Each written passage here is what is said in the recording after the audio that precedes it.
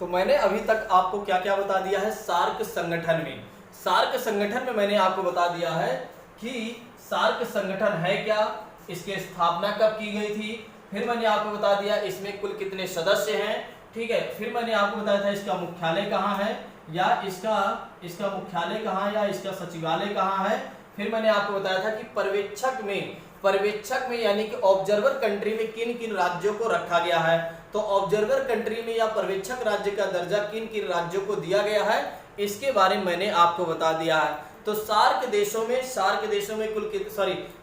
संगठन में कुल कितने सदस्य हैं, 8 देश ऐसे हैं जो इसके सदस्य हैं, ठीक है। तो इसको आप एक काम करिएगा, पहली वीडियो आप देख लीजिएगा, तभी आप दूसरी वीडियो देखिएगा, ताकि आपको बेहतर तरीके से सब कुछ क्लियर हो जाए।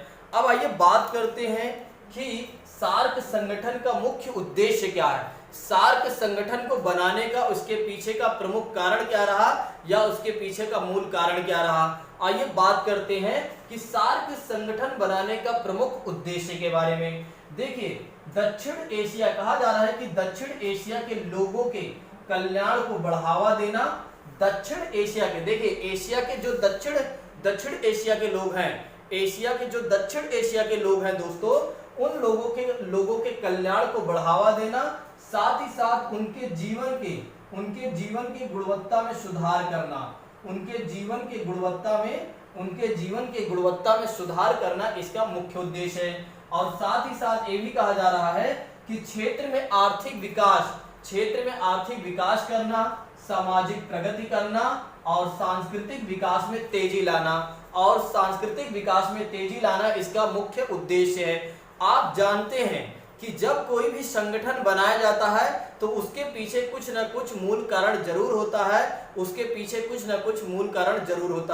तो उसके पीछे का कारण ये रहा कि क्यों इस प्रकार का संगठन बनाया गया था। अब आइए बात करते हैं कि सार्क संगठन का सम्मेलन कब हुआ था। देखिए, सार्क संगठन का सम्मेलन हुआ था 2014 में यानी कि 2014 यानी कि 2014 में सार्क संगठन का सम्मेलन हुआ था, यानी कि सम्मेलन किया गया था। और कहां पर आयोजित किया गया था, नेपाल में।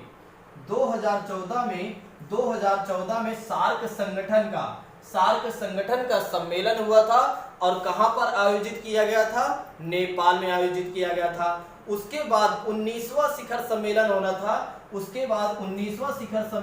था 2016 में। देखिए, उसके बाद 19वां शिखर सम्मेलन होना था 2016 में, उसके बाद 19वां शिखर सम्मेलन होना था 2016 में। और कहां पर आयोजित किया जाना था, पाकिस्तान के इस्लामाबाद में। कहां पर आयोजित किया जाना था, पाकिस्तान के इस्लामाबाद में आयोजित किया जाना था। लेकिन पाकिस्तान के जो आतंकवादी हैं, जिनको आप जानते हैं कि पाकिस्तान के आतंकियों के द्वारा क्या किया गया कि 2016 में ही सितंबर 2016 में ही जम्मू कश्मीर में स्थित उरी ब्रिगेड हेडक्वार्टर में क्या कर दिया था, सुबह उन लोगों ने हमला कर दिया था। आतंकवादियों ने भारतीय सेना पर हमला कर दिया था। और कब किया था, सितंबर 2016 में ही। जब सितंबर 2016 में ही आतंकवादियों ने क्या भारतीय सेना पर हमला कर दिया था, ठीक है। ये सुबह का टाइम था, बिल्कुल सब सो रहे थे, और लगातार उन लोगों ने क्या कर दिया, गोलीबारी बमबारी करना शुरू कर दिया था, जिससे बहुत ज्यादा हमारी हानि हुई थी, हमारे सैनिकों को बहुत ज्यादा क्षति पहुंची थी। और यह कहां पर हुआ था ऐसे आतंकी हमला, उरी हमला, इसी को उरी हमला कहा जाता है या उरी अटैक कहा जाता है। तो उरी कहां पर है, तो उरी है जम्मू कश्मीर में। जो लोग नहीं जानते हैं, वो अगर जानना और भी चाहते हैं, तो अगर वे और भी जानना चाहते हैं इसके बारे में, तो इंटरनेट पे डाल देंगे उरी अटैक, तो उनको पूरी इंफॉर्मेशन मिल जाएगी, ठीक है। तो 2016 में इसका आयोजन किया जाना था, यानी कि शिखर सम्मेलन होना था सार्क संगठन का, लेकिन 2016 में नहीं हुआ। क्यों नहीं हुआ था, वही उरी अटैक की वजह से, यानी कि क्या है, उरी अटैक की वजह से, उरी हमले की वजह से 2016 में जो शिखर सम्मेलन आयोजित किया जाना था, 2016 में जो शिखर सम्मेलन आयोजित किया जाना था, यह नहीं हुआ। उसके बाद 2020 में, उसके बाद क्या हुआ 2020 में प्रधानमंत्री के प्रस्ताव पर, प्रधानमंत्री तो भारत के प्रधानमंत्री के प्रस्ताव में 15 मार्च 2020 को एक बैठक हुई। ठीक है, इसे सम्मेलन न कहकर इसे हम बैठक कह देते हैं तो हमारे लिए बेटर पड़ जाएगा समझने में। देखिए भारत के प्रधानमंत्री कौन है, नरेंद्र मोदी जी के प्रस्ताव में क्या किया गया, 15 मार्च 2020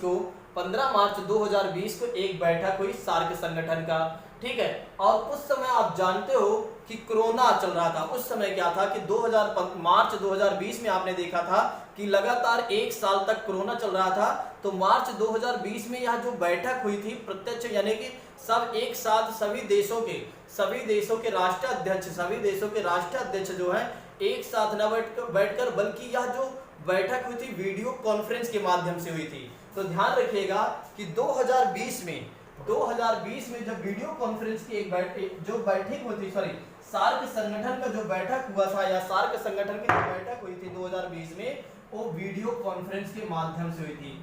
कैसे हुई थी, वीडियो कॉन्फ्रेंस। तो एक तरीके से कहा जा सकता है कि पहली ऐसी बैठक है जो वीडियो कॉन्फ्रेंस के माध्यम से हुई है। तो वीडियो कॉन्फ्रेंस के माध्यम से पहली ऐसी बैठक हुई है, इसको आप ध्यान रखिएगा। और कब हुई है, 2020 में किया गया है।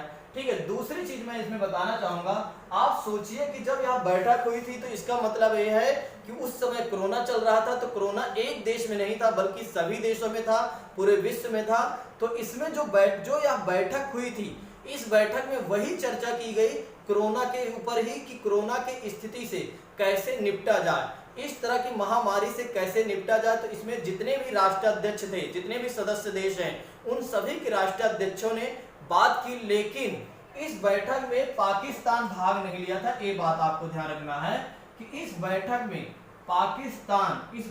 पाकिस्तान भाग नहीं लिया था, पार्टिसिपेट नहीं किया था। और क्यों नहीं किया था, क्योंकि इसके पीछे का तर्क ये दिया जाता है या यह दिया गया कि पाकिस्तान इसलिए बैठक में भाग नहीं लिया क्योंकि यह जो एक तरीके से बैठक होस्ट की गई थी या बैठक होस्ट किया गया था वो भारत के द्वारा किया गया।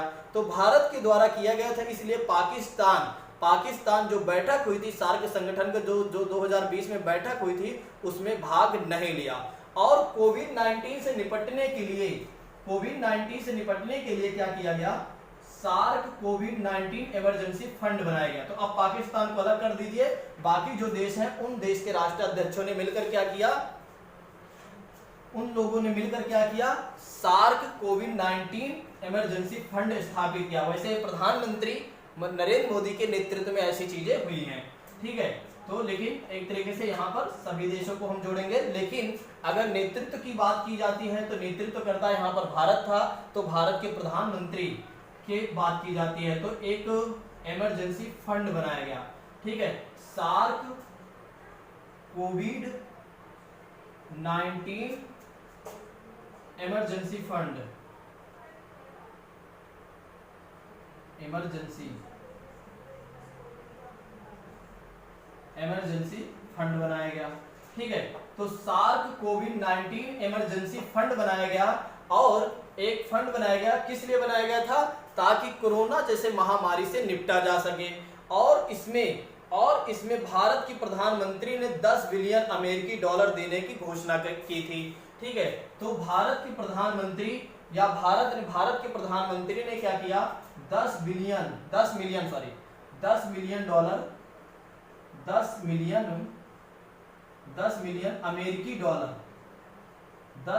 अमेरिकी डॉलर देने की घोषणा की थी। या 10 मिलियन, ध्यान रखिएगा 10 मिलियन की बात की जा रही है। तो 10 मिलियन अमेरिकी डॉलर देने की घोषणा की थी। किसने की थी, प्रधानमंत्री ने। तो भारत के प्रधानमंत्री ने 10 मिलियन की सहायता दी। सिंपल सी बात इतना कह सकते हो कि भारत के प्रधानमंत्री ने क्या किया, इस फंड में सबसे पहले उन्होंने कितना योगदान दिया था, 10 मिलियन अमेरिकी डॉलर। 10 मिलियन अमेरिकी डॉलर देने की घोषणा की थी या दिया था उन्होंने। ठीक है, तो आपको इतनी बात याद रखना है कि 2020 में जब सार्क संगठन की बैठक हुआ था या सार्क संगठन की जब बैठक की गई थी तो उस समय प्रधानमंत्री, भारत के प्रधानमंत्री नेतृत्व करता थे और इसके संदर्भ में क्या बनाया गया था, कोरोना की स्थिति से निपटने के लिए या कोरोना की महामारी से निपटने के लिए सार्क कोविड-19 इमरजेंसी फंड बनाया गया और जिसमें भारत के प्रधानमंत्री ने या भारत की ओर से 10 मिलियन अमेरिकी डॉलर देने की घोषणा की गई थी दोस्तों। ठीक है, अब इसमें आपको इसकी सारी चीजें मैंने आपको बता दिया। अब आपका काम ऐसा है, आप क्या करें कि इस वीडियो को अच्छे से देखें, और ज्यादा से ज्यादा लोगों तक शेयर करें। लेकिन एक चीज मैं आपको और भी बता देता हूं। देखिए, यह जो संगठन है ज्यादा प्रभावी नहीं है, ज्यादा प्रभावी इसलिए नहीं है क्योंकि यहाँ इसमें क्या है, इसमें कौन सा सदस्य है, इसमें एक देश सदस्य है, वो है पाकिस्तान। तो पाकिस्तान की वजह से यह देश जो है यह संगठन जो है ज्यादा प्रभावित नहीं है। तो इसके संदर्भ में यानी कि अगला संगठन हम देखेंगे बिम्स्टेक के बारे में देखेंगे कि बिम्स्टेक क्या है, क्या उसमें पाकिस्तान सदस्य है कि नहीं, क्या उस संगठन में पाकिस्तान सदस्य है कि नहीं। तो साथियों, यह इतना प्रभावी नहीं है। क्यों नहीं प्रभावी है? क्योंकि इसमें पाकिस्तान है और भारत पाकिस्तान के रिश्ते अच्छे नहीं है। आप जानते हैं कि भारत पाकिस्तान के रिश्ते अच्छे ना होने के कारण क्या होता है कि कहीं ना कहीं आपस में लड़ाइयां चलती रहती हैं और जिसके कारण जो शिखर सम्मेलन होना चाहिए था समय समय पर, वो शिखर सम्मेलन नहीं हो पाते, कोई बातें नहीं हो पाती, ना तो कोई बात अच्छे से हो पाती, ना तो आगे कोई समझदारी दिखाई जाती है, और जिसकी वजह से यह जो संगठन है ज्यादा प्रभावी नहीं कहा जा सकता या नहीं कही जा सकती है। तो आपको ध्यान रखना है, बस ये सब सारी चीजें नहीं ध्यान रखना। अगर देखिए, जो यूपीएससी के प्रिपरेशन कर रहे हैं, यदि उन्हें लिखना हो मेंस आंसर राइटिंग में, तो वो सब क्या कर सकते हैं, इन सब बातों को लिख सकते हैं। यदि आप SSC, bank, railway, other exam, competitive exam की तैयारी कर रहे हैं, तो आपको सिर्फ इतनी बात ध्यान रखना है कि सार्क कोविड-19 इमरजेंसी फंड बनाया गया था और जिसमें प्रधानमंत्री या भारत की ओर से 10 मिलियन अमेरिकी डॉलर देने की घोषणा की गई थी। तो दोस्तों, इस वीडियो को ज्यादा से ज्यादा लोगों तक शेयर करें और साथ ही साथ खुद कमेंट करें और दूसरों को भी कमेंट करने के लिए प्रेरित करें। तो आज के लिए बस इतना रखते हैं। Thank you so much. हम फिर मिलेंगे और जल्द मिलेंगे एक नए संगठन के साथ, बिम्स्टेक के साथ। Thank you so much. जय हिंद।